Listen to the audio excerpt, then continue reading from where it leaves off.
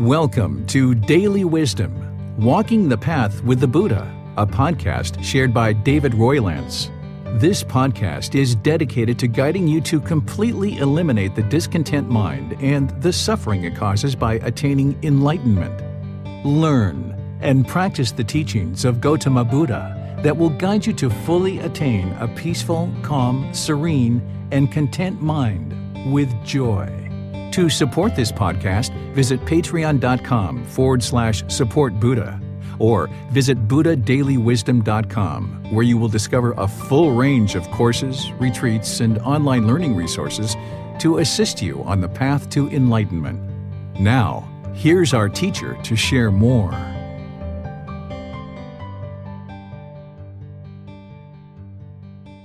Sawadee Kap. Hello and welcome to Daily Wisdom, Walking the Path with the Buddha. Today is our Pali Canon and English study group, and we're studying the words of the Buddha.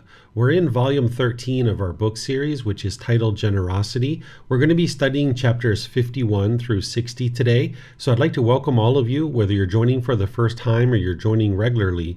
The way that we do our Pali Canon and English study group is that I invite people in Zoom. If you would like to read one of the chapters or multiple chapters, you can read those.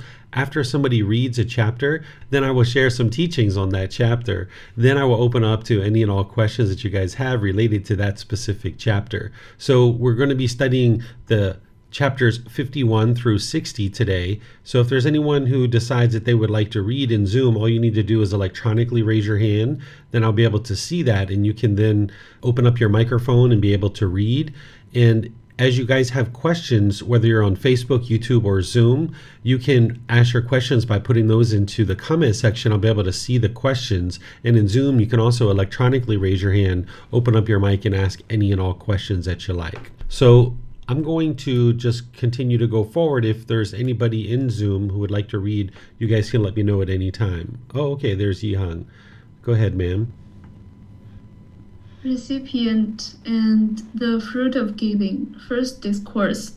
Then, knowing that the perfectly enlightened one had consented, Sakaka, the Niganta's son, addressed the Lichavis. Hear me, Lichavis.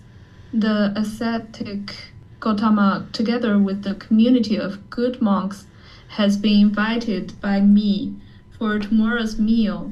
You may bring me whatever you think would be suitable for him. Then, when the night had ended, the Lichavis brought 500 ceremonial dishes of milk rice as gifts of food.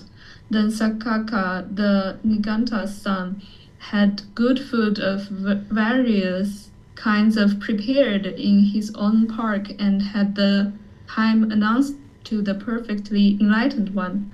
It is time, Master Gotama, the meal is ready. Then, it being morning, the perfectly enlightened one has dressed and taking his bowl and outer robe, he went with the community of monks to the park of Sakaka, the Niganta's son, and sat down on the seat made ready. Then, with his own hands, Sakaka, the Niganta's son, served and satisfied the community of monks, headed by the Buddha with the various kinds of good food. When the perfectly enlightened one had eaten and had put his bowl aside, Sakaka, the Niganta's son, took a low seat, sat down at one side, and said to the perfectly enlightened one, Master Gotama, may the merit and the great meritorious fruits of this act of giving be for the peacefulness of the givers. Givasana, whatever comes about from giving to a recipient, such as yourself, one who is not free from craving, not free from anger, not free from ignorance, unknowing of true reality, that will be for the givers. And whatever comes about from giving to a recipient, such as myself, one who is free from craving, free from anger, free from ignorance, unknowing of true reality, that will be for you. Okay, thank you, Yihang. So let me help you guys understand what's happening here. Is the first part is describing, what's happening here is that there's this individual who's put together this large offering for the Buddha and the community, the monks that are following him and learning with him. And he invited the Buddha to come to his home and essentially be able to accept this offering. And as the Buddha ate and he did what he needed to do, at the end, somebody asked them this question and say, may the merit of this great meritorious offering and the fruits of that be for the givers, the people who had given these gifts. And the Buddha is explaining the natural law of Gami here. And he's saying to this person, saying, okay, whoever gives a gift who is unenlightened, that's what he means when he says not free from craving, anger, and ignorance. This is a person who's unenlightened. He's saying, okay, if you're unenlightened and you are making an offering or a gift, that will be for the benefit of the giver, because what's happening is you're training your mind to eliminate craving, desire, attachment. So as you're making an offering and practicing generosity to produce merit, it's helping you to eliminate craving, desire, attachment from the mind. And then he says, and whatever comes about from giving to a recipient such as myself, he's talking about himself, one who is free from craving, anger, and ignorance, because he's an enlightened being and he's free of these pollutions. He's saying that will be for your benefit too. Because if you're making an offering to an enlightened being, first, you're practicing generosity, which is training your mind to eliminate craving, desire, attachment, which is the cause of discontentedness. But also, you're coming in contact with an enlightened being who has deep wisdom about the path to enlightenment. And now you can ask them questions and you can learn. So it's for your benefit to be able to make offerings to someone who is enlightened. That's what the Buddha is saying. Now, remember, the Buddha was a prince. He was destined to become a king. He had all the royal riches that you could imagine. He could have easily went back to the royal palace and assumed his life as a prince or something like this, or something in the royal family, because he was enlightened. He could have done anything he would like to do. He could have went off and started a business. He could have done anything, but he chose, out of loving kindness and compassion for all of the world, to share the teachings that it took for him to get to enlightenment. He chose to share those with other people. So anytime anybody's making an offering to an enlightened being has deep wisdom to be able to share the teachings. And that's helping you to be able to come in contact with them. Because, as I mentioned, the Buddha could have gone off and done anything that he would have liked to have done, but he chose to share these teachings. And that's a really wonderful thing for the world. And coming in contact with a Buddha or an enlightened being would be the very best thing that you could ever experience, because now you can gain wisdom of what it takes to be able to get to enlightenment. So either way, the Buddha is saying this is for your benefit. Making an offering of generosity, it eliminates your craving, desire, attachment, and you get this opportunity to learn the teachings. So let me know if you guys have any questions here on this chapter. This is chapter 51 of volume 13. All right, I'm not seeing any questions anywhere. So I'm going to move into the next chapter, which is chapter 52. And Yihang, if you would like to read that one, go for it. Recipient and the fruit of giving. Second discourse. Monks, when it is new, cloth made of bark fabric is ugly, uncomfortable, of a little value. It has been worn. Cloth made of bark fabric is ugly, uncomfortable, and of little value. When it is old, cloth made of bark fabric is still ugly, uncomfortable, and of little value. They use old cloth made of bark fabric for cleaning pots, or they discard it on a trash heap. 1. So 2. Monks. If a junior monk is immoral, of unwholesome character, this, I say, conceals his ugliness, just as cloth made of bark fabric is ugly. So I say this person is similar. For those who associate with him, resort to him, attend on him, and follow his example, this leads to their harm and discontentedness for a long time. This, I say, conceals his uncomfortableness, just as cloth made of bark fabric is uncomfortable. So I say, this person is similar. When he accepts a robe, alms, food, lodging, and medicines and provisions for the sick. This acceptance is not of great fruit and benefit for those who offer such things. This, I say, counts as his being of little value, just as cloth made of bark fabric is of little value. So I say this person is similar. If a monk of middle standing is immoral, of unwholesome character, this, I say, counts as his ugliness, just as cloth made of bark fabric is ugly. So I say this person is similar. For those who associate with him, resort to him, attend on him, and follow his example, this leads to their harm and discontentedness for a long time. This, I say, counts as his uncomfortableness, just as cloth made of bark fabric is uncomfortable. So I say this person is similar. When he accepts a robe, alms, food, lodging, and medicines and provisions for the sick, this acceptance is not of great fruit and benefit for those who offer such things. This, I say, counts as his being of little value. Just as cloth made of bark fabric is of little value, so I say this person is similar.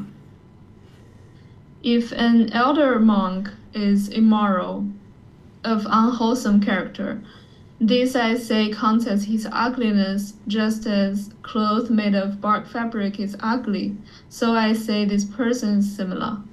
For those who associate with him, resort to him, attend on him, and follow his example, this leads to their harm and discontentedness for a long time. This, I say, counts as his uncomfortableness. Just as cloth made of bark fabric is uncomfortable, so I say this person is similar. When he accepts a robe, alms, food, lodging, and medicines and provisions for the sick, this acceptance is not of great fruit and benefit for those who offer such things. This, I say, counts as his being of little value, just as cloth made of bark fabric is of little value. So I say this person is similar. If such an elder monk speaks in the midst of the community, the monks say to him, "What gives you, an unwise person, the right to speak? Do you think you too are entitled to speak?" He then becomes angry and displeased and utters speech on account of which the community expels him, as if discarding the clothing made of bark fabric on the trash heap. Okay, thank you, Yihang. So this is a really interesting discourse where the Buddha is showing this correlation between this fabric that is probably pretty ugly, it sounds like. Maybe it's something like a burlap, even though I think burlap is quite beautiful. Maybe it's something like that where it's rough and not very nice, soft fabric, right? And the Buddha is comparing this to a junior monk, middle standing monk, and an elder monk. And he's saying, okay, just like this fabric is uncomfortable and of little value, individuals who are ordained, who are of immoral and unwholesome character, they are the same. Essentially, because if you have an ordained practitioner who is immoral or of unwholesome character, they're not practicing the teachings very closely. We might think that during the lifetime of a Buddha, anybody who's studying with a Buddha must be of wholesome character. They must be practicing the teachings very close. But that would be the mind thinking about permanence and thinking that everybody around the Buddha is practicing the teachings very closely. Well, of course, there's like a core central group of people who are learning closely with the Buddha, and they're practicing the teachings very closely. But then on the outer edges, there would be people who are learning with the Buddha but aren't really practicing the teachings very closely. And that's what we see here. You know, just because someone shaves their head and wears a certain color of clothing, it doesn't mean that they're practicing the teachings very closely.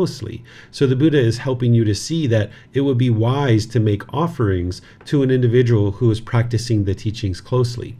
He talks here that not only is this person who's immoral is not really beneficial to the community, but anybody who associates with this person is going to lead to their harm and discontentedness. And the reason why is because if you're around immoral and unwholesome people, whether they're ordained or even just your friends or other people like that, your mind's going to tend to lean in that direction. So you would like to be sure that whenever you're around certain people, you're choosing who to be around, you're choosing certain friends, that you choose people that are into wholesome things. You're not interested in judging people and looking down on them for the unwise choices that they make. But in terms of making a wise choice for yourself, you would like to associate with people who are into wholesome things, because then you'll experience the wholesome results of that. And then the Buddha is saying, when somebody makes an offering to an ordained practitioner or a teacher, and this individual is unwholesome and of immoral character, then it's not of great fruit and benefit. It's not beneficial. So for example, if an ordained practitioner or teacher was gambling or stealing or having substances that cause heedlessness, or maybe hitting and lying and stealing and doing things like this individual isn't even practicing the very beginning of the teachings. And how would this person ever be beneficial to the community and be able to share the teachings in a way that's going to benefit lots of people? So if you support these kind of individuals, it's just going to allow that kind of behavior to continue. You're supporting the gambling with your offerings. So what the Buddha always guided us to be able to do is to support virtuous practitioners. And this will ensure that the teachings are sustained in the world, and they come into the world in a way that many, many, many, many people can learn them and practice them. Whereas if we're not conscious and we're not wise about the choices we make, about where we support these teachings to be shared, then the teachings don't come into the world in a very strong and vibrant way. So all the teachings of the Buddha are teaching you to have discernment or wise decision making. And that's true when you're practicing generosity too. You're not interested in having any expectation of what you should or should not experience as a result of practicing your generosity, because in order to practice pure generosity, you need to eliminate craving, desire, attachment, and wants and expectations.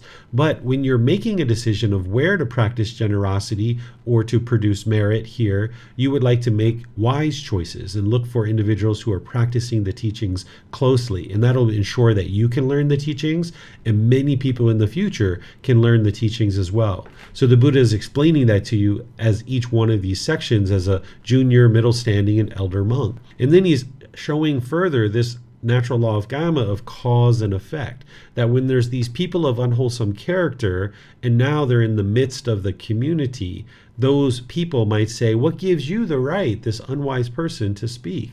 Why do they think they're entitled to speak? Because they don't have the wisdom to be able to share with other people about how to conduct themselves and understand the natural law of Gotama. And then, of course, the Buddha is saying if that person heard that, then they would actually become angry and displeased. And then because of that, the community would expel them and ask them to leave, just much like you would discard this fabric on a trash heap. So the Buddha isn't giving you rules or commandments or telling you what you should do. He's showing you this natural law of Gotama, that if you're unwise, if you're into unwholesome things and you're immoral, people are going to essentially reject you. That's what he's describing to you. And here he's describing it as part of the ordained community, but you can relate this to what you experience too. Let's just say you were at a job and you had a couple hundred people in your company and you're immoral and you're into unwholesome things.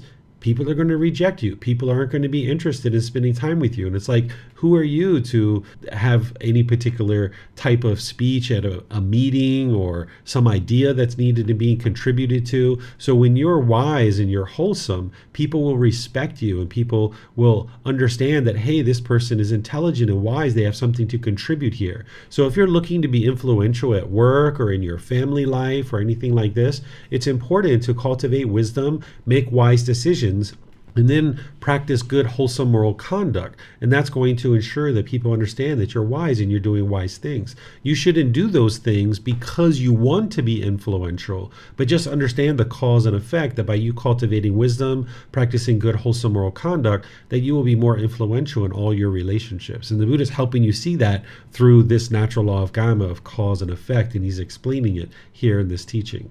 So let me know what questions you guys have here. This is chapter 52. It's titled The Recipient of the Fruit of Giving, Second Discourse. Okay, I'm not seeing any questions anywhere. So I'm going to move on to the next chapter, which is chapter 53. Okay, go ahead, Yihan. You're welcome to read all of these if you like. Factors leading to a great mass of merit. Oh, I also wanted to mention I could read all of this. Sure. Sounds good. Yeah. Monks, the female household practitioner, Velukataki Nandamata, is preparing an offering possessed of 6 factors for the community of monks headed by Sariputta and Moggallana. And how is an offering possessed of 6 factors? Here the donor has 3 factors and the recipients have 3 factors. What are the 3 factors of the donor? 1, the donor is joyful before giving. 2, she has a calm, confident mind in the act of giving. And 3, she is joyful after giving. These are the 3 factors of the donor. What are the 3 factors of the recipients? Here, 4, the recipients are free of craving or are practicing to remove craving. 5, they are free of anger or are practicing to remove anger. 6, they are free of ignorance, unknowing of true reality, or are practicing to remove ignorance, unknowing of true reality. These are the 3 factors of the recipients. Thus, the donor has 3 factors and the recipients have 3 factors. In such a way, the offering possesses 6 factors. It is not easy to measure the merit of such an offering. Thus, just so much is the stream of merit, stream of the wholesome nutriment of peacefulness, heavenly ripening in peacefulness, conducive to heaven, that leads to what is aspired for, needed and agreeable to one's welfare and peacefulness. Rather, it is considered simply as an incalculable, immeasurable great mass of merit. Monks, just as it is not easy to measure the water in the great ocean, thus there are so many gallons of water, or there are so many hundreds of gallons of water, or there are so many thousands of gallons of water, or there are so many hundreds of thousands of gallons of water, or rather it is considered simply as an incalculable, immeasurable great mass of water. Prior to giving, one is joyful. While giving, one settles the mind in trust. After giving, one is joyful. This is success in the act of offering. When they are free of craving and anger, free of ignorance, unknowing of true reality, without tents, fetters, mentally disciplined, living the spiritual life, the field for the offering is complete. Having cleansed oneself and given with one's own hands, the act of charity is very fruitful for oneself and in relation to others. Having performed such a charitable deed, with the mind free from selfishness, the wise person, rich in confidence, is reborn in a happy, non-afflictive world. Okay, thank you, Yihang. So the Buddha is giving us some details here about how to make an offering. When you're making an offering to an ordained practitioner or a teacher, he's helping you to be able to see the cause and effect and what would lead to beneficial results of your offering. The first thing he's talking about is that there's these 3 factors from the recipients and 3 factors for the donor. For the donor, he's saying what you should do is you should be joyful before giving, that you should be calm and confident while giving, and that you should be joyful after giving. He's using the pronoun she here because he's talking to a female, but this applies to all genders. What he's essentially helping you to do is protect your mind, that you do some thought. You think through the offering so that you can be joyful before you give, right? That you can be joyful in the amount of offering that you're choosing to offer. Then while you're in the act of giving, that your mind can be calm and confident. You're not shaken up. Sometimes when people make offerings to somebody that they highly respect, their mind can be shaken up, but you would like to be calm and confident during that. And then afterwards, you would also like to be joyful as well. This is ensuring that you don't have any remorse. Maybe when you give an offering, you think, oh, I gave too much. I shouldn't have given so much. Why did I give so much? Now I don't have the food that I need. Why did I give so much food away? Or you might have the opposite. You might think, oh, I should have gave more. I'm so selfish. Why did I give so much? Right? So if you have remorse after giving, you haven't been thoughtful and moved to this higher consciousness where you're thinking about your wise decision making. So here he's guiding you to think about your offering before giving, and after giving, make sure that you're joyful. And then in the act of giving, that you're calm and confident. And then in terms of who to make offerings to, he gives you guidance on this. Because remember, during the lifetime of the Buddha, there would have been hundreds and thousands of people that are learning and practicing just like now. And any time that you're supporting a particular organization or a particular individual, you would like to make sure that it's going to have some type of benefit and that it's not just being wasted. So the Buddha is giving you guidance here, and he gives you guidance in other places of the type of individual to make an offering to. This first one, he says someone who's free of craving or practicing for the removal of craving. Then he says free of anger or practicing for the removal of anger. Free of ignorance or the unknowing of true reality, or practicing for the removal of ignorance. What he's talking about when he's saying free of craving, anger, and ignorance is this would be an enlightened being. And he gives you guidance, and I can give you guidance on how to know if somebody's enlightened or not, where their mind should be focused and concentrated. It should be clear. You should see that they're able to talk very clearly. They're able to conduct themselves in very wise ways, where they're not having moral conduct, where they're making unwise choices that are leading to unwholesome results. If someone's enlightened, their mind is peaceful, calm, serene, and content with joy. Their relationships are at ease and peaceful, right? So if you're able to discern those few things, there's other things that you can use in order to discern whether somebody's enlightened or not, but these are some basic things to help you understand.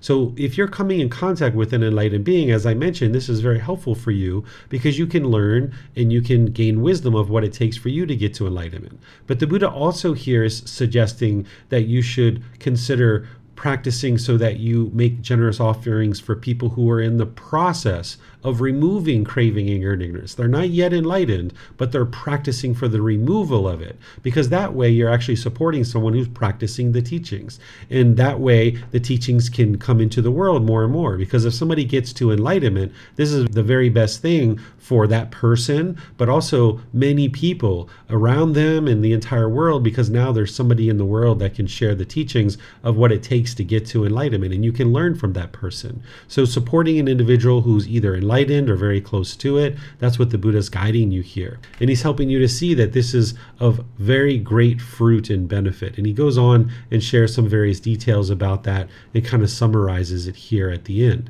You need to be able to have trust in the person that you're making an offering to, because of course when you're making a decision who to make offerings to, you're not interested in that person going out and buying Gucci sunglasses and a Lamborghini and a mansion and all these kinds of things.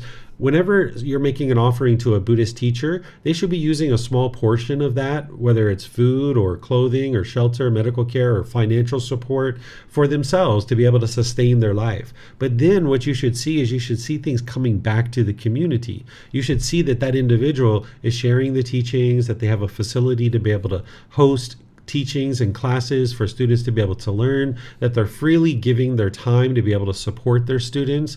And you should be able to see this when you're making offerings, that this person that you know has been sharing the teachings readily, and that they're making themselves and many resources available for other people to learn. So you should be able to trust that whatever offering you're making is going to go to good use. I don't suggest you just make an offering to somebody that you don't know and you're not sure what they're actually going to do with that. But if you have a relationship with somebody and you know that they're practicing the teachings closely, then you can have this trust that they're going to accept your offering, use a small portion of it for themselves, but then you'll see that there's going to be resources and ability to learn coming back to the community. This is the mutual support that the Buddha put in place during his lifetime, that the students are supporting the teachers and the teachers are supporting the students with teachings. And this is that mutual support. So you're going to need to have trust and be able to see that with your own eyes.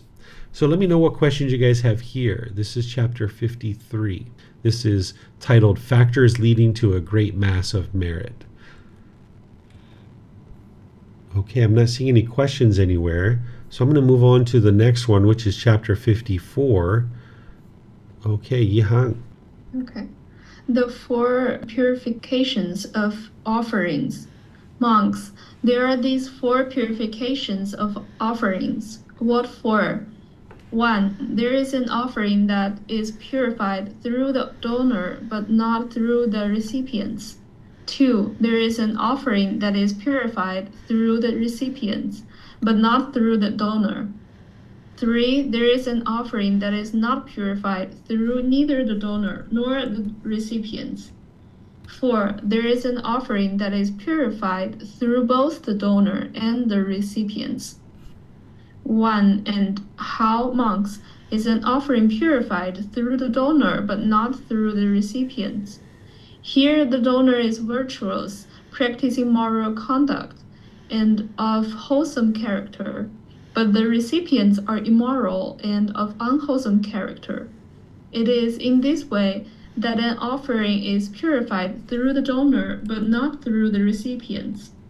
2. And how is an offering purified through the recipients but not through the donor? Here the donor is immoral and of unwholesome character, but the recipients are virtuous, practicing moral conduct and of wholesome character. It is in this way that an offering is purified through the recipients but not through the donor.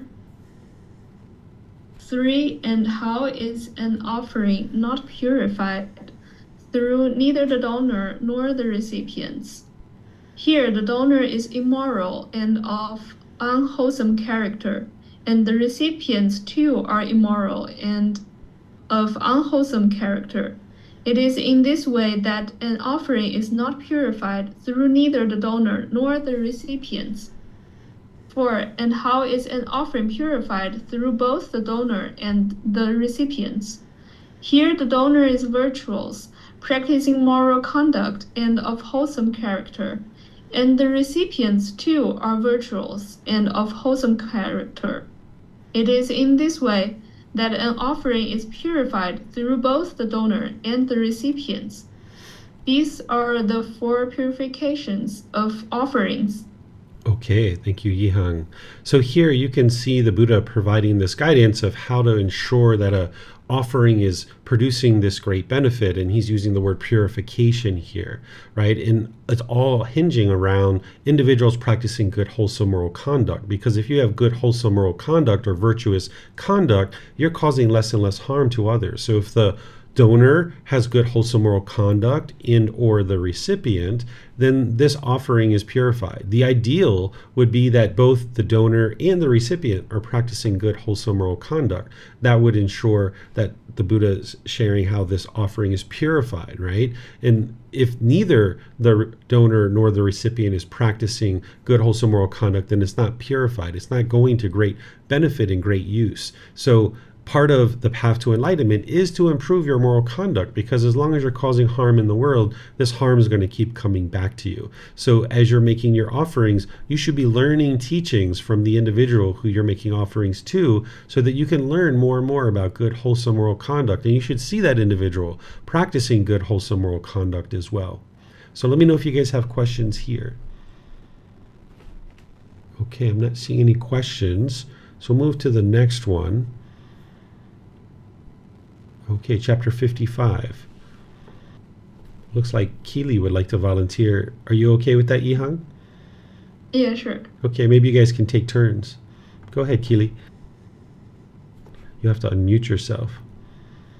Yeah. Okay, now, okay. Why is one gives not all? great fruit and benefit while the other is. Honorable Sir, why is it that one gift is not of great fruit and benefit while the other is? Here, Sariputta, someone gives a gift with expectations, with a bound mind, looking for rewards.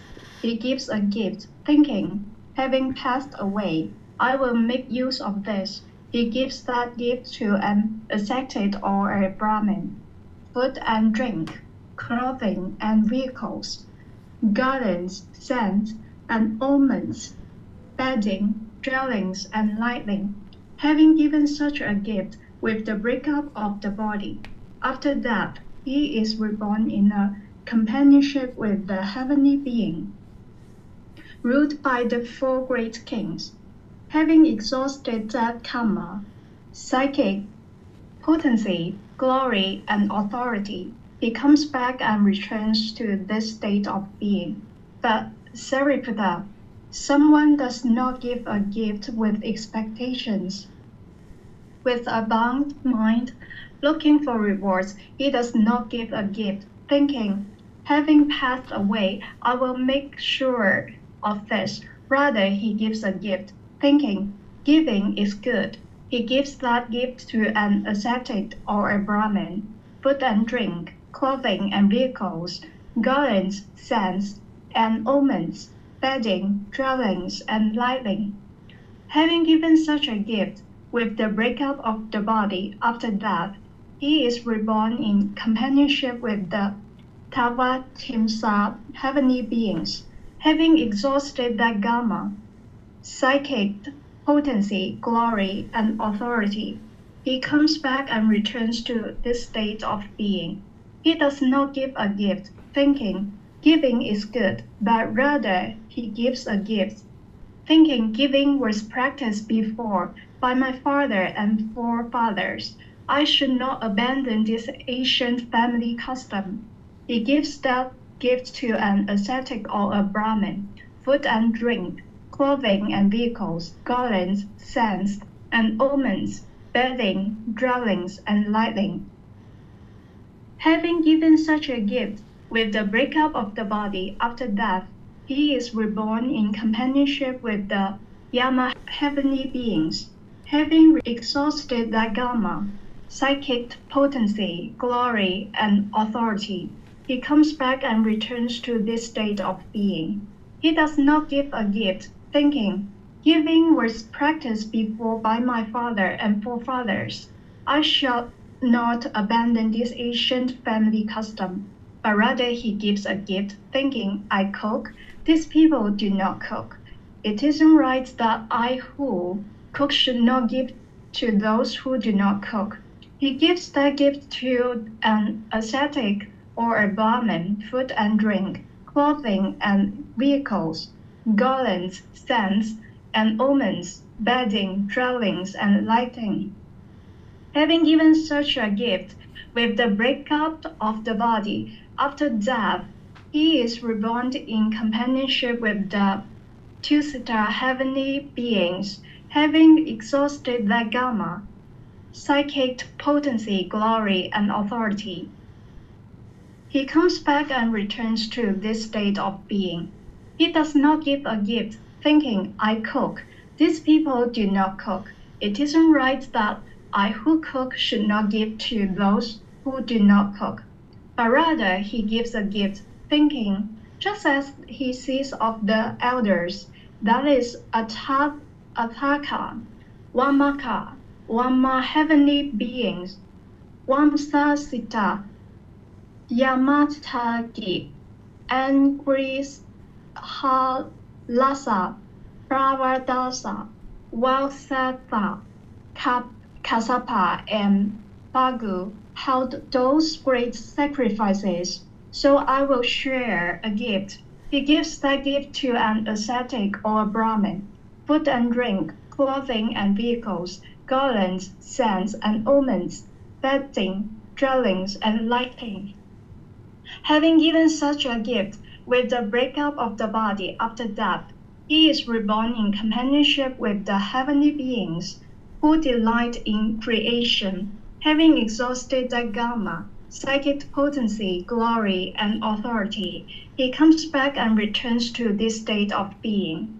He does not give a gift, thinking just as he sees of the elders, that is, Ataka Wama heavenly being, Wasamita Yamatagi, Anji Rasa, Praradivat, Vasastha, Kasapa, and Bagu, how those great sacrifices, so I will share a gift, but rather he gives a gift thinking. When I am giving a gift, my mind becomes tranquil, calm, and energy and joy arise. He gives that gift to an ascetic or a Brahmin, food and drink, clothing and vehicles, garlands, scents, and ornaments, bedding, dwellings, and lighting. Having given such a gift, with the breakup of the body after death, he is reborn in companionship with the heavenly beings who control what is created by others.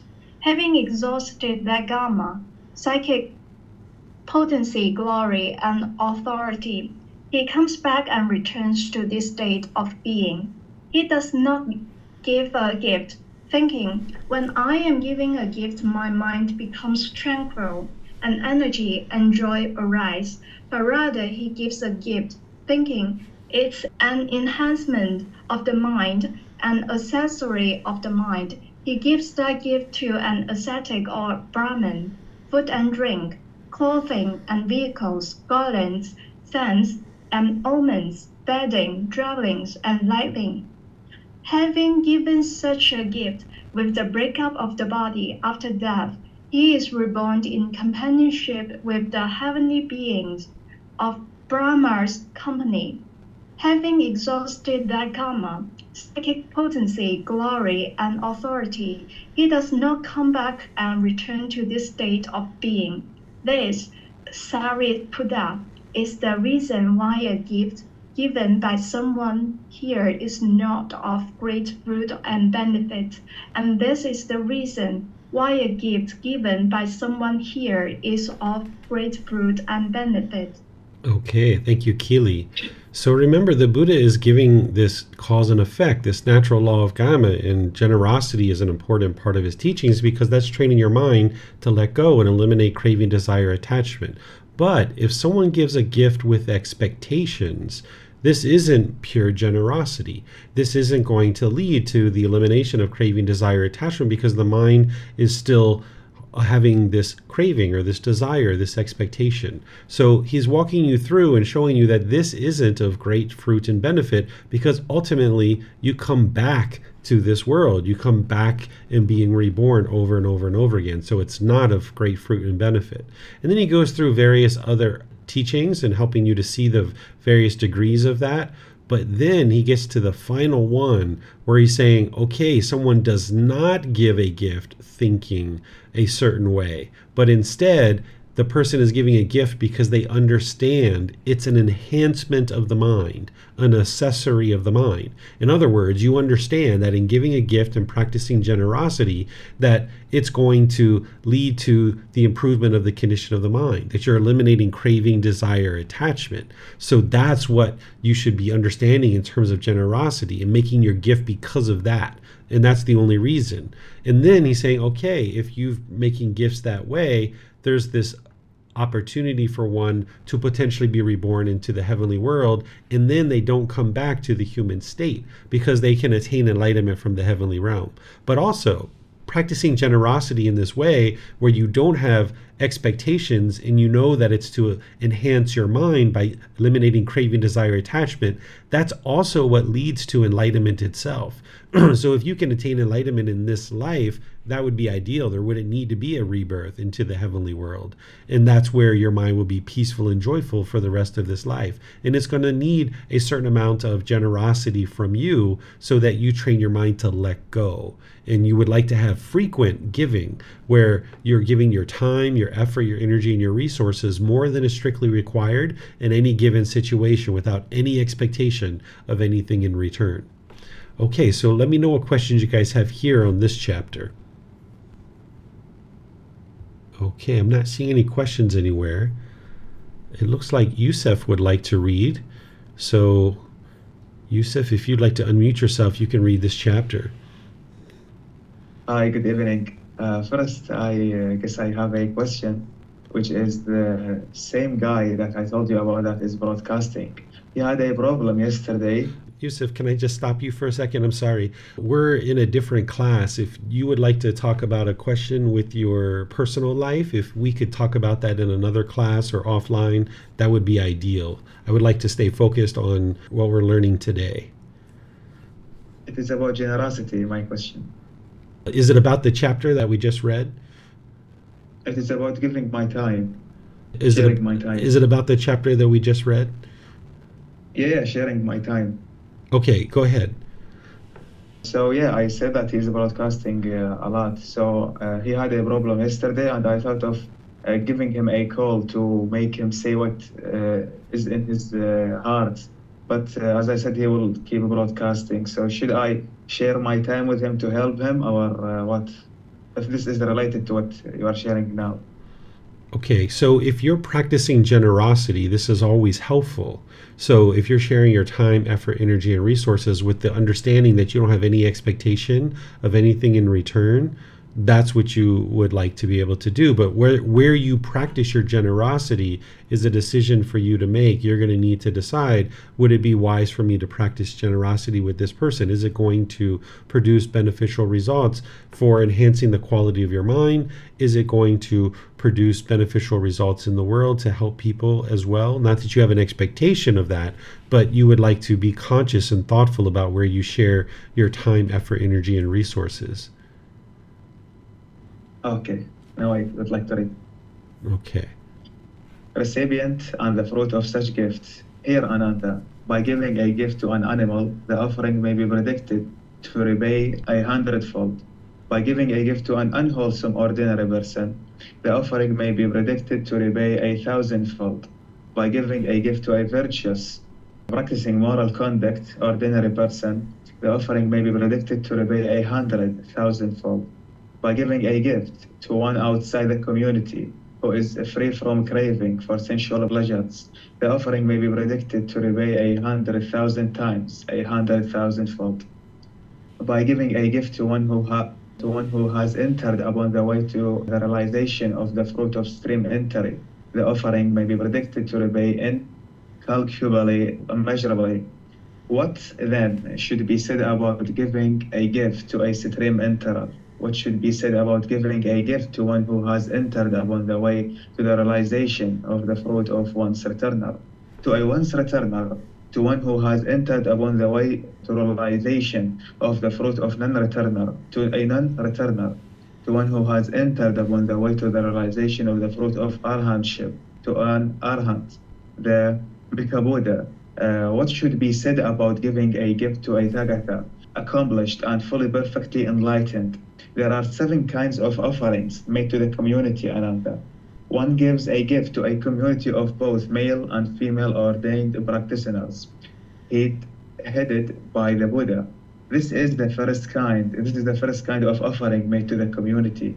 One gives a gift to the community of both male and female ordained practitioners. After the Tathagata has attained final Nibbana, final enlightenment, this is the second kind of offering made to the community. One gives a gift to the community of male ordained practitioners. This is the third kind of offering made to the community. One gives a gift to the community of female ordained practitioners. This is the fourth kind of offering made to the community. One gives a gift saying, appoint so many male and female ordained practitioners for me from the community. This is the fifth kind of offering made to the community. One gives a gift saying, appoint so many male ordained practitioners for me, for the community. This is the sixth kind of offering made to the community. One gives a gift saying, appoint so many female ordained practitioners for me, from the community. This is the seventh kind of offering made to the community. In future times, Ananda, there will be members of the clan who are yellow necks, immoral, unwholesome character. People will give gifts to those unwholesome persons for the sake of the community. Even then, I say, An offering made to the community is incalculable, immeasurable, and I say that in no way is a gift to a person individually ever more fruitful than an offering made to the community. Okay, let me pause you here for a second, Yusuf. This here is what we just studied. Let me just verify that. Yeah, this is everything that we just studied. So we don't need to read this. For those of you guys who are following along, the next part is where the Buddha talks about the purification of offerings from the donor to the recipient and the 4 types of purification. So we just studied that. So thank you for that, Yusuf. What the Buddha is sharing here is how your generosity, no matter who you offer it to, is of benefit. It's producing benefit, but there's increased benefits as you make offerings to individuals or beings that are able to benefit from that, and it helps the world. So here, even making an offering to an animal is actually beneficial. But then the Buddha increases it from there and says, okay, making an offering to an unwholesome person, making an offering to a person who's practicing virtuous moral conduct and so forth, all the way up to the point of making an offering to a Buddha. That's what a Tathagata is. That would be very high quality of wholesome Kama, because in this situation you're able to come in contact with a Buddha and actually learn the teachings directly from a Buddha. So as you make offerings, it's wise to be conscious about who you're making offerings to, and that's what the Buddha is essentially teaching you here. So let me know what questions you guys have on this particular chapter. Okay, I'm not seeing any questions, so what I'm going to do is move to the next chapter. And yes, it looks like it's... May I re-ask, sir, the same question? Oh, you didn't have your hand up. Go ahead, sir.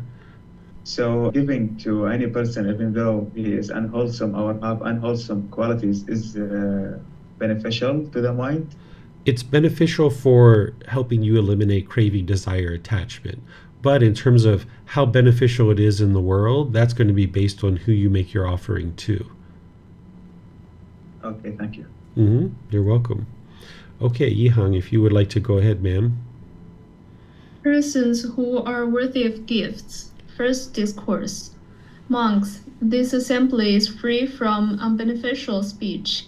This assembly is free from idle chatter. It consists purely of hardwood. Such is this community of monks. Such is this assembly. Such an assembly as is worthy of gifts, worthy of hospitality, worthy of offerings, worthy of respectful salutation, an incomparable field of merit for the world. Such is this community of monks, such is this assembly. Such an assembly that a small gift given to becomes great and a great gift greater. Such is this community of monks, such is this assembly. Such an assembly as it is rare for the world to see, such is this community of monks, such is this assembly. Such an assembly as would be worth journeying many leagues with a travel bag to see, such is this community of monks, such is this assembly. In this community of monks, there are monks who are arahants with tents destroyed, who have lived the holy life, done what had to be done, laid down the burden, reached their own goal, destroyed the fetters of existence, and are completely liberated through final knowledge, wisdom. Such monks are there in this community of monks. In this community of monks, there are monks who, with the destruction of the 5 lower fetters, are due to reappear spontaneously in the heavenly realm, and there attain final nibbana, final enlightenment, without ever returning from that world. Such monks are there in this community of monks. In this community of monks, there are monks who, with the destruction of 3 fetters and with the fading of craving, anger, and ignorance, are once returners, returning once to this world to make an end of discontentedness, Such monks are there in this community of monks. In this community of monks, there are monks who, with the destruction of the three fetters, are stream enterers, no longer subject to hell, bound for liberation, headed for enlightenment. Such monks are there in this community of monks. In this community of monks, there are monks who reside devoted to the development of the four foundations of mindfulness: body, feelings, mind, mental objects. Such monks are there in this community of monks. In this community of monks, there are monks who reside devoted to the development of the four right kinds of striving, right effort, of the four bases for spiritual power, also known as mental power, initiative, energy, mind, investigation, of the five sense bases: eyes, ears, nose, tongue, body, of the five powers: confidence, energy, mindfulness, concentration, wisdom, of the seven factors of enlightenment: mindfulness, investigation, energy, joy, tranquility, concentration, equanimity, of the Noble Eightfold Path. Such monks are there in this community of monks. In this community of monks, there are monks who reside devoted to the development of loving kindness, of compassion, of sympathetic joy, of equanimity, of the meditation on unattractiveness of the body, of the perception of impermanence. Such monks are there in this community of monks. In this community of monks, there are monks who reside devoted to the development of mindfulness, of breathing mindfulness meditation. Okay, thank you, ma'am. So we have a discourse here from the Buddha helping you to be able to see of what type of people it would be wise to make offerings to. And he goes through many different types of individuals that you can read and you can see. Ultimately, he talks about 8 types of individuals to be able to support. And this is another discourse of his where he talks about people who are in one of the 4 stages of enlightenment, or someone who's practicing to get into one of the 4 stages of enlightenment. Those are the individuals that he encourages people to really support, because it's helping the teachings that come into the world and make them available for other people to learn and to practice and grow and develop. Because that's ultimately what a Buddha is interested in doing, is having their teachings reach more and more people in the world, and that's what he would be focused on. And it also helps by practicing generosity to help people eliminate craving, desire, attachment. So let me know if you guys have any questions here. Okay, it looks like Mayu Lee has a question on Facebook. When practicing the first precept, is this also practicing generosity? For example, when one gets bitten by mosquitoes, rather than harming the mosquitoes, one gently removed mosquitoes and let them free. I think, you could think of this as generosity, but it's really giving and sharing your time, effort, energy, and resources more than is strictly required in any given situation. Let's just say the insect was stuck and it couldn't fly, and you helped it to be able to fly. This would be generosity. But in terms of just choosing not to kill it, I'm not 100% thinking that that's generosity, because what you're doing there is you're practicing non-craving, non-anger, and non-ignorance. You're practicing to be able to train your mind to let go of any anger, hatred, and ill will in that situation. And yes, generosity does help to eliminate any kind of craving, but here I just think of this as like a wise choice, that you're choosing not to kill because you understand that if you're killing and harming other beings, that this is going to cause harm to you. So I'm trying to think of an analogy maybe with a human being. I can't really think of one off the top of my head, but I would think of this more as practicing compassion, Mayuli, because that's what the first precept is about, is developing that concern for the misfortune of others, and that you're choosing not to kill a living being. And that's what the Buddha's guiding you to cultivate with that first precept, is compassion. Okay, so let's go to the next one. This should be chapter 58. And Keely's turn. Go ahead, ma'am. Persons who are worthy of gifts. Second discourse. Monks, these 8 persons are worthy of gifts. worthy of hospitality, worthy of offerings, worthy of reverential salutation, an unsurpassed field of merit for the world. What aid? The stream enterer, the one practicing for realization of the fruit of stream entry, the one's returner, the one practicing for realization of the fruit of one's returning, the non-returner, the one practicing for realization of the fruit of non-returning, the Arahant, the one practicing for realization of the fruit of Arahantship. These 8 persons, monks, are worthy of gifts, worthy of hospitality, worthy of offerings, worthy of reverential salutation, an unsurpassed field of merit for the world, the 4 practicing the way, and the 4 established in the fruit. This is the upright community, composed in wisdom and virtuous behavior, moral conduct, for people intent on sacrifice, for living beings seeking merit, making merit that ripens in the acquisitions. What is given to the community bears great fruit. Okay, thank you, Mayuli. I'm sorry, thank you, Keely, not Mayuli. You guys are all have a name that to me is somewhat similar, but I know it's very different.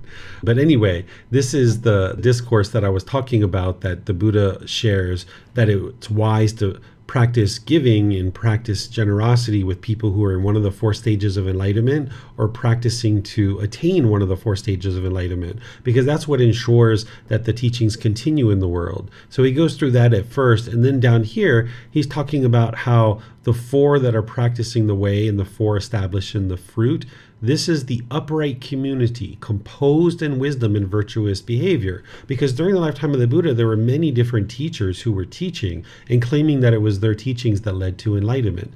But he had a certain group of students too, and he referred to them as the upright community or the straight community, because they're the ones who have the wisdom of what it really takes to get to enlightenment.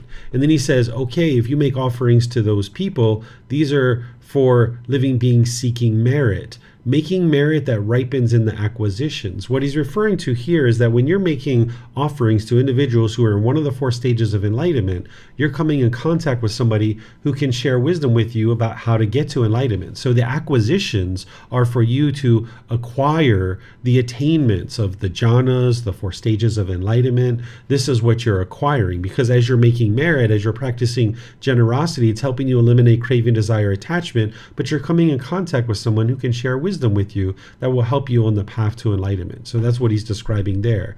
And then when he says what is given to the community bears great fruit, is that, like I always mention, that any teacher who's accepting an offering from a student, they should be using a small portion of that for themselves to support their life, but then should be something coming back to the community. You should see teachings and classes and books and audiobooks and facility to be able to help students to learn, and all these things. That's what's being supported by the offerings that are coming in from the students. It shouldn't be going into the pocket of the teacher. The teacher, if they're either enlightened or very close to it, they should have been eliminating any kind of craving to money, and they should already have their life fulfilled with the basic necessities that they need to sustain life.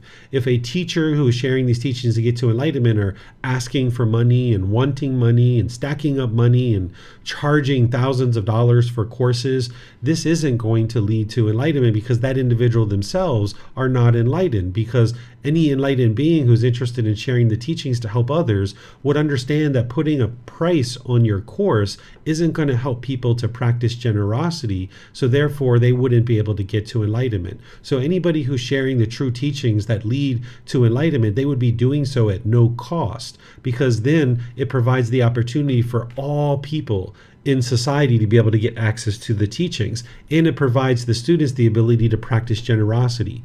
If someone puts a price on their course, this right away is hindering anybody who's disadvantaged and who's lacking income and wealth to be able to afford to pay for that course. So the very teachings that are needed in order to improve your life are inaccessible to this person who's impoverished. And those are the people who need the teachings the most because they're really struggling. So anybody who's truly enlightened and interested to help all beings in the world would not have a price tag on their courses and on their retreats and things like this. It should be all based on donations and what people are able and capable to provide. But then those donations should be coming back to the students in way of classes and all those other things that are provided to a community from a teacher who's being supported by that community.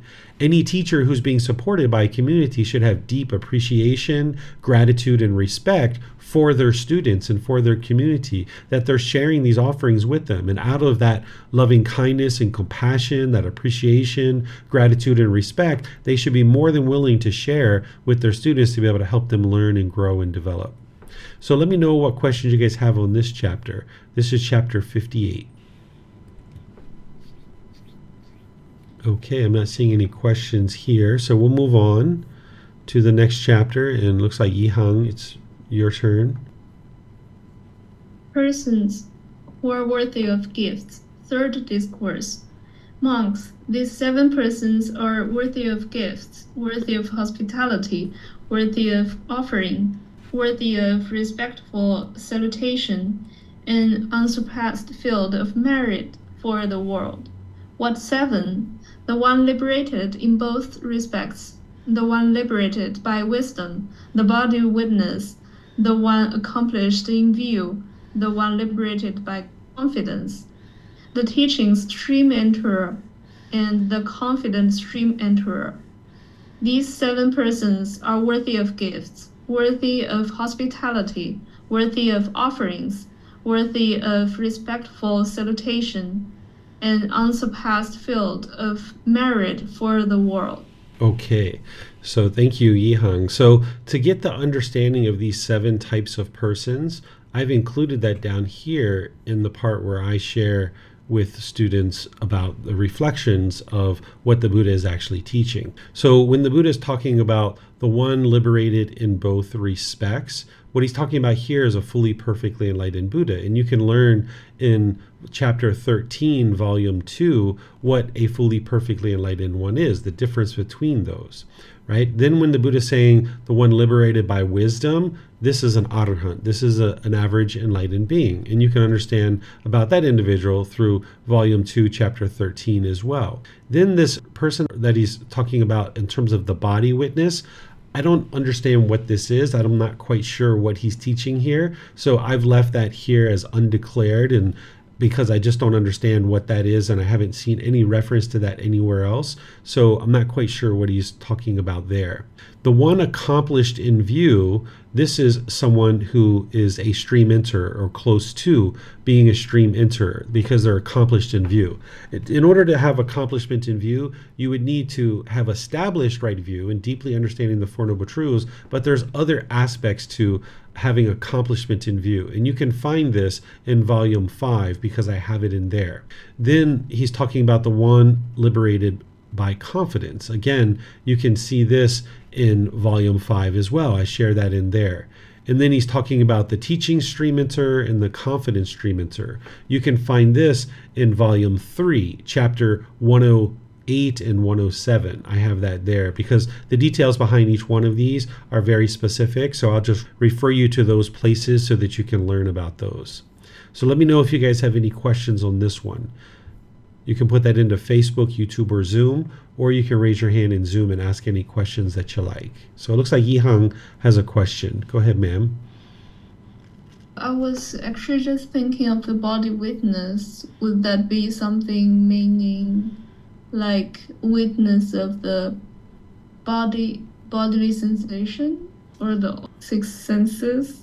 That could very well be. That sounds like a pretty logical guess to me. Somebody who has developed the 4 foundations of mindfulness to be aware of the bodily sensations. That makes complete sense to me. I haven't seen that anywhere else, so I can't put it here as that's what the Buddha taught, but that makes complete sense to me, Yihang. Okay, thanks. You're welcome. Okay, let me see if we have any other questions. Looks like Mayuli is asking a follow-up question. When seeing chipmunks fell in the pool and seeing it struggle to get out, one helped and guided the chipmunks out. Is this considered practicing generosity? Yes, that is generosity. That's sharing your time, effort, energy, and resources more than is strictly required without any expectation of anything in return. So in that situation, you're helping, you're contributing through practice of generosity. Yep, very good. Okay, I'm not seeing any other questions anywhere. So now it looks like Keely is up for the very last one, which is chapter 60. Persons who are worthy of gifts for discourse. Monks possessing 5 qualities, a monk is worthy of gifts, worthy of hospitality, worthy of offerings, worthy of respectful salutation, and unsurpassed field of merit for the world. What 5? Here, a monk is accomplished in virtuous behavior, moral conduct, accomplished in concentration, accomplished in wisdom, accomplished in liberation, and accomplished in the wisdom and vision of liberation. Possessing these 5 qualities, a monk is worthy of gifts, worthy of hospitality, worthy of offerings, worthy of respectful salutation, and unsurpassed field of merit for the world. Okay, thank you, ma'am. So here, accomplished in virtuous behavior, this would be somebody who's practicing the virtuous moral conduct from the Eightfold Path in terms of right speech, right action, and right livelihood. And then the 5 precepts plug into that. So somebody who's practicing that is not causing so much harm in the world. So the Buddha refers to this person as virtuous behavior. Accomplished in concentration, this would be someone who's practicing right concentration from the Eightfold Path. This is where the mind should be focused and concentrated. They're practicing the breathing mindfulness meditation, loving kindness meditation. They're practicing singleness of mind. You should see a crispness and a focus to their mind, that they're speaking very clearly and very focused in all the work and all the efforts that they're applying their energy towards. Accomplished in wisdom is someone who understands the entire path to enlightenment. This is also referred to as right wisdom from the tenfold path. There's the eightfold path that you learn and practice, and that's what leads to enlightenment. And once the mind is enlightened, at that point you're practicing the tenfold path. The tenfold path includes 2 extra steps, which is right wisdom and right liberation. Right wisdom is that you fully understand the path to enlightenment from beginning to end, and you can easily articulate it if you needed to. What accomplishment and liberation is, this is right liberation from the tenfold path where your mind is liberated. You no longer experience any discontentedness. There's not even the slightest ickiness or irritation in the mind. And the Buddha is saying these are individuals that would be wise to practice generosity with. And then this last one, where the Buddha is saying wisdom and vision of liberation, this is where somebody has the wisdom of the path to enlightenment, can clearly see the natural laws, and their mind is liberated, and they're able to very easily articulate it as well. So it's very similar to accomplishment and wisdom, but vision of liberation means they know how to teach of how to get to liberation. Accomplished in wisdom just means they know the path to enlightenment. That being accomplished in wisdom and vision of liberation means you know how to guide other people to enlightenment. Because you could have gotten to enlightenment yourself, but you don't have the wisdom of how to guide other people to enlightenment. And this is why all enlightened beings aren't teachers. Some people can actually teach and guide others to enlightenment, while some people won't be able to do that, but yet their mind is actually enlightened. That's the 2 differences between accomplishment and wisdom, and then wisdom and vision of liberation. So let me know if you guys have any questions on this one. These are individuals that the Buddha says this would be wise to make offerings to them. As you can see, the reason why is because it helps sustain the teachings in the world. All right, I'm not seeing any questions anywhere. So what I'd like to do is just end by thanking all of you guys for your questions. Thank you to Ihang and Keely for reading, as well as Yusuf. Thank you all for reading the chapters today. This is very helpful for you guys to be able to read, and this is helping you guys to also learn, and you're actually practicing generosity while you're reading, right? So while you're studying the teachings of the Buddha, you're actually practicing generosity at the same time, because you're sharing your time, effort, energy, and resources more than is strictly required without any expectation of anything in return. So this is wonderful that you can study and practice generosity at the same time. So next week, we're going to be in chapters 61 through 70. We're coming to the close of the group learning program. We have about another 3 weeks of studying. And then on July 20th, we're going to be starting from the very beginning, from volume 2, chapters 1 and through 10. So we're going to have another 3 weeks of studying volume 13, and then the very next Saturday we'll start from the very beginning. You don't need to start at the very beginning of the Pali Canon and English study group, but since we're restarting it, it's a wonderful time to restart it. So if you would like to start at the very beginning, it's a 1.5 year program where we gradually share the teachings through the entire book series of volume 2 through volume 13. And then tomorrow in our group learning program, we're in chapter 10 of volume 1, which is titled What is Merit? This goes along really well with what we've been talking about here, because you need a baseline understanding and a foundation of understanding what is merit. And then this particular book, volume 13, is kind of all the words of the Buddha to be able to help you understand that. And I share a good amount of the words of the Buddha in the group learning program when I share chapter 10, but here volume 13 has a very large collection of the teachings of the Buddha about generosity. So these things go hand in hand and work really well together. And then, of course, on Wednesday, I'll be doing meditation and opening up to any questions with students or for students. So thank you very much for attending. Thank you all for your questions and for reading. Perhaps we'll see you guys in a future class. Have a very wonderful and lovely rest of your day. Sawadee-ka. Thank you for listening to this podcast. To provide support for this podcast, visit patreon.com/support Buddha. To access more teachings, visit buddhadailywisdom.com. There, you will discover a full range of courses, retreats, and online resources to assist you on the path to enlightenment. Remember to establish a daily, consistent meditation practice, along with learning and practicing these teachings. A well-developed meditation practice is the foundation in which to train the mind to attain enlightenment.